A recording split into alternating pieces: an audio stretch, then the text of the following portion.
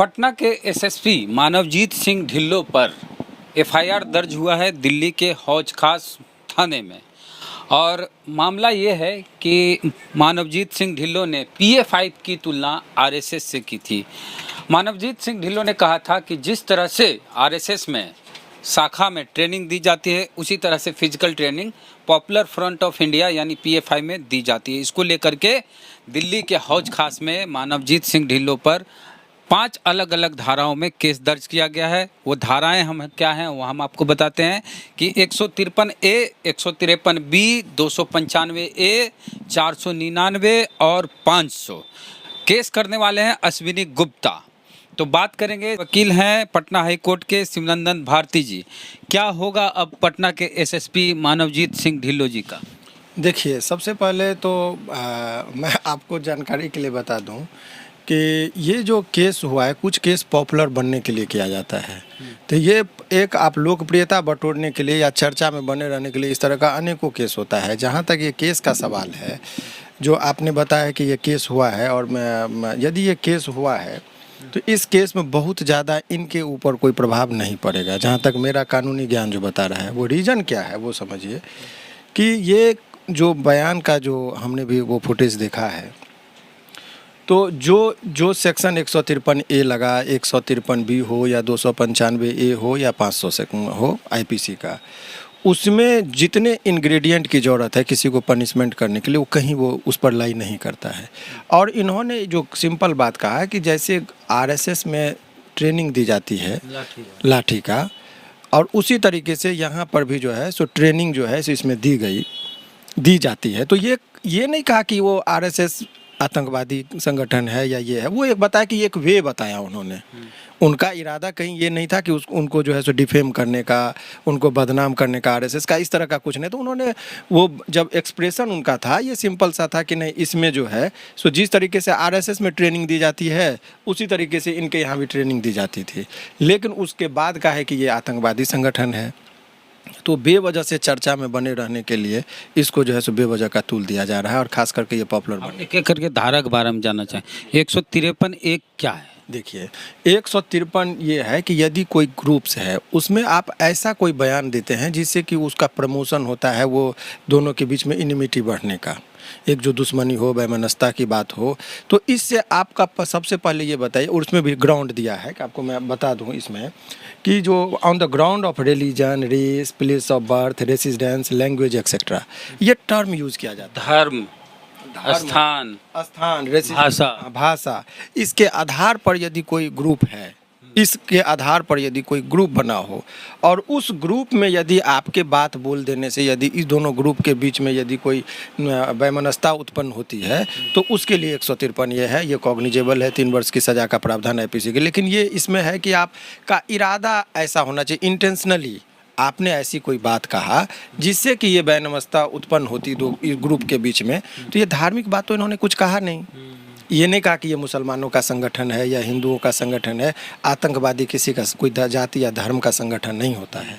तो उन्होंने सिंपल कहा कि ये ट्रेनिंग इस वे में दी जाती थी, ये लोगों को समझाने के लिए। तो कई बार कहा जाता है कि भाई कि जिस तरह फौज में ट्रेनिंग दी जाती है उस तरह आतंकवादियों को भी ट्रेनिंग दी जाती है। तो ये यस, तो देश से बड़ा तो आप तो खुद समझ रहे हैं उस चीज़ों को। इसीलिए बेवजह ये पॉपुलर बनने के लिए इस तरह का केस कई 153B का जहाँ तक सवाल है, तो राष्ट्रीय अखंडता पर कोई भी ऐसा बयान देते हैं जिससे राष्ट्रीय अखंडता पर प्रतिकूल प्रभाव पड़ता हो, तो भाई आपको क्या लगता है कि इससे राष्ट्रीयता का कौन सा ऐसा बात हो गया कि देश टूटने वाली? तो देश टूटने वाली कोई बात नहीं है कि रोड पर बहुत ये हो गया, 2 ग्रुप में झगड़ा लड़ाई, दंगा फसाद हो गया, ऐसा कोई बात नहीं है।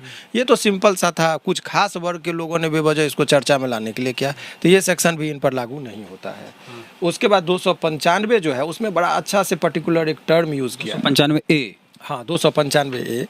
इसमें बोलता है कि आपका मैलिशियसली, माने कि आप दुर्भावना से ग्रसित होकर यदि किसी धर्म विशेष के व्यक्ति को आप इंसल्ट करते हैं, व्यक्ति का नाम भी नहीं लिया गया, माने किसी खास धर्म के, तो धर्म का तो ढिल्लों साहब नाम। और उसमें भी बोला कि मैलिशियसली कि आपने उसको मालाफाइड इंटेंशन से, माने दुर्भावना से ग्रसित होकर तो ये बहुत बड़ी, जैसे कोई एक आदमी है शंकर भगवान पर जूता रख के फोटो की यदि रखे तो उसका होता है कि इसे भर के दंगा।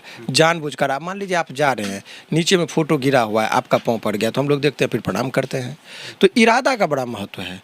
तो आप जानबूझकर डेलिबरेटली टर्म यूज किया, तो इस तरह का कोई इंटेंशन का मतलब ये हुआ आपके बंदूक से गोली चली, हाँ अब बीच में कोई आ गया हाँ और उसको गोली लग गई, हाँ, तो आपका इंटेंशन नहीं था कि हमको उसको गोली मारना। यस, आपकी गोली चली, कोई बीच में आ गया, मेरा इरादा वो नहीं था। मेरा इरादा उसको गोली मारने का। इरादा- एक ये था कि वो वहाँ खड़ा है और उसको देख के हम गोली चलाए उस पर। यस, ये इंटेंशनली हुआ। यही है। तो इसमें यही बात बोला गया। तो ऐसा तो कोई ये नहीं था इनका कि नहीं खास करके कि आरएसएस को वो टारगेट करके बोले उनको बदनाम करने के लिए, इस तरह का भी कोई ये इसमें है नहीं।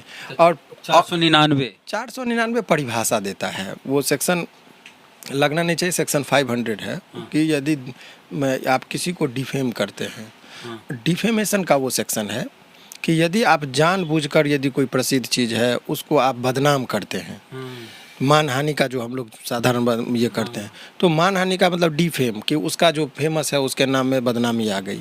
तो इसमें आरएसएस की बदनामी का भी कोई जिक्र नहीं है। ये तो बताया, स्वाभाविक है कि आरएसएस ट्रेनिंग देते हैं अपने वर्कर को, जो उनके कार्यकर्ता है उनको लाठी भांजना, तलवार भांजना उनका ये वो अब बोलते भी कि हम राष्ट्र निर्माण में इनका यदि सहयोग लिया जाएगा तो हम सेना की तरह तैयार करते। तो इसमें कहाँ कोई विवाद है कि ये तुलना हो गया। एसएसपी साहब को कुछ होना जानना नहीं। देखिए अब आपको बता रहे हैं, ये केस किसी पर अभी आप यहाँ आए, आप हमारे ऊपर कहिएगा कि मैं गया चैम्बर में वकील साहब के, उन्होंने मेरा मोबाइल छीन लिया, तो 154 धारा सीआरपीसी का कहता है कि जब कभी भी आपको कॉग्निजेबल ऑफेंस के बारे में कोई इन्फॉर्मेशन मिले तो आप तुरंत एफआईआर कीजिए, उसमें कुछ उनको नहीं सोचना है, ये लॉ कहता है। एफआईआर के बाद दूसरा स्टेज होता है अनुसंधान। अनुसंधान में उसका होता है कि पुलिस उसके बाद वो साक्ष्य को संग्रह करती है, सत्यता का पता लगाती है और एक फाइनल रिपोर्ट जिसको चार्जशीट कहते हैं जमा करती है कि ये बात सत्य है कि नहीं है। तो ये एफआईआर में किसी पर कोई कर सकता है, इसके कोई रोक नहीं है। कॉग्निजेबल ऑफेंस का मैटर में डॉट होगा, वो पुलिस को मैंडेटरी प्रोविजन है, लिखना ही पड़ेगा, उसको दिमाग नहीं लगाना है, तो हो गया, एफआईआर हो गई। अनुसंधान में चार्जशीट में देखिएगा, चार्जशीट तक जाएगा ही नहीं केस, चार्जशीट में देखिएगा कि फाइनल हो जाएगा, मेरा अपना मानना है। बाकी ये सब चीज़ पॉपुलर बनने के लिए लोग करते हैं। तो उसको सरकारी अधिकारी पे केस किया गया है, देखिए, और उसमें पढ़िएगा सीआरपीसी में प्रोविज़न है, खास करके वो आईएएस वगैरह के संबंध में तो और भी कुछ है कि यदि ड्यूरिंग द ड्यूटी डिस्चार्ज, अपने कर्तव्य के निर्वहन के दौरान यदि वो कुछ इस तरह का कर देते हैं तो उसके लिए आपको विशेष अनुमति लेके ही केस होगा। तो ये अपने ऑफिशियल ड्यूटी, यानी कि ही मीन टू से कि एसएसपी हैं पटना, तो उनका जो अपना ड्यूटी था, कर्तव्य था, उसके निर्वहन में यदि उसने कोई बयान दिया उन्होंने, तो उससे यदि हो गया तो विशेष अनुमति के बाद ही इनके ऊपर केस चलेगी। तो ये सब चीज़ है, इसीलिए ये बस समझिए कि मीडिया में बने रहने के लिए कुछ लोग इस तरह का करते हैं, और इस केस में बहुत कुछ होने जाने वाला नहीं है। तो एसएसपी साहब पर जो केस किया गया अश्विनी गुप्ता की तरफ से, 5 अलग अलग धाराओं के तहत केस किया गया हौज खास दिल्ली में, उस पर एसएसपी साहब को कुछ होगा नहीं। पॉपुलर होने के लिए इस तरह के केस किए जाते हैं, ऐसा वकील साहब का कहना।